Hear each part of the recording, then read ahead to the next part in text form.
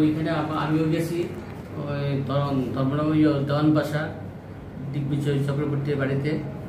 তো আমরা গিয়া মিটারে আমরা সিল পাইছি, সিল ভাঙা পাইছি। তো সিল ভাঙা পাইছি মানে এটা একটা বিদ্যুৎ চুরি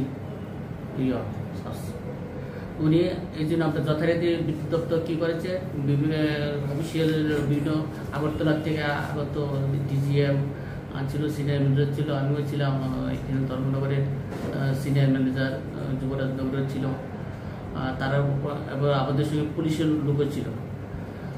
তারপর আমরা যথারীতি বিদ্যুৎ দপ্তর লাইনটা কাটতে বাধ্য হয়েছি, কিন্তু উনি ওই দিগ্বিজয় চক্রবর্তী লোকটা আমাদের সঙ্গে মানে কোঅপারেট করছে না, বাধা দিচ্ছে, লাইন কাটতে দিচ্ছে না দেওয়ার জন্য আমরা ওনাকে থানাতে নিয়ে এসেছি, আবার লাইনের সঙ্গে আমরা কাটছিও।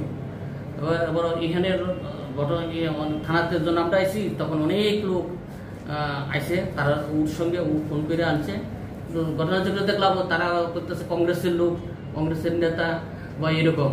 আমরা তো এই কংগ্রেসের নেতা কি আমরা এই উদ্দেশ্য নিয়ে গেছি না, কনজিউমারের বাড়িতে চেক করার জন্য, যার ফলে এখানে তো অনেক লোকের পরীক্ষিত ওসি সাহেবও ছিলেন, ওসি ম্যাডামও ছিলেন, তারপরে এসডিপি সাহেবও আসলেন। আয়া আপনারা ওইটা কম্পাউন্ডেবল, এটা তো বিদ্যুৎ দপ্তরের ব্যাপার, এটা নিজেরা আলোচনা করেন, নইলে আপনারা সমাধান করেন, এখানে যদি সমাধান করতে পারেন।